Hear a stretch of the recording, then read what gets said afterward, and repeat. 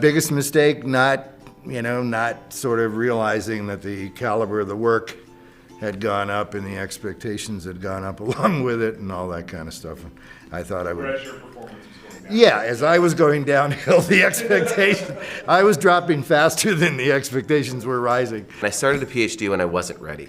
I had to pay off a few debts from living in Australia. I was trying to work a lot and go to school a lot, and a PhD is truly higher learning. I became over-involved.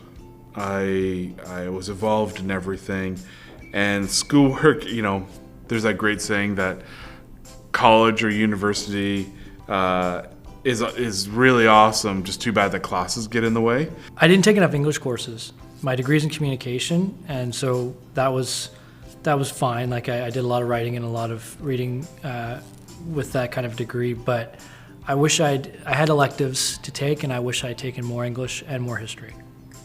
And I wanted to learn how to play a musical instrument, and I never did. Partied too much, I guess. Yeah? Yeah. Too many late nights, early mornings? Yeah, I think so, yeah. One class at York University, I went to the first lecture, and it was boring. I mean, it was so boring.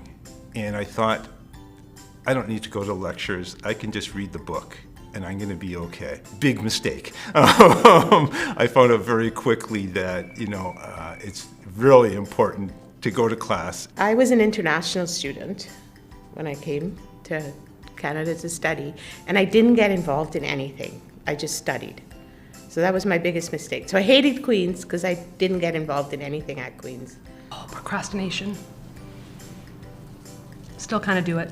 I got used to making it work for me as a student. And So you've turned it full circle. absolutely. Productive procrastination. What was you? I would have to say recognizing the need for help at the time that the help was needed and not pushing through or thinking I could push through on my own without support of others.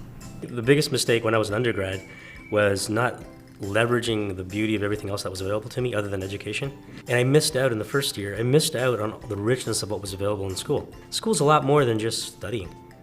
And what I also found was I could study 1 hour, I could study 2 hours. It wouldn't make much of a difference in terms of my mark. So I started studying smarter as opposed to studying harder. I think sometimes just like going to my class for the sake of the credit and knowing I needed to pass it and get my mark, and that was great, but not necessarily making myself fall in love with the content.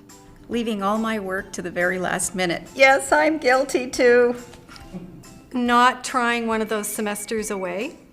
That was something that actually, whenever I talk to students now, I try and encourage them to take a semester abroad or to study abroad or to have a global experience. Probably not buying a few textbooks, I would say. And maybe missing a couple of classes and having to rely on other people's notes. I think trying to stay up 2 nights in a row and then write a philosophy exam. I totally blanked out. All I could remember was God is dead and so is Nietzsche. That's it.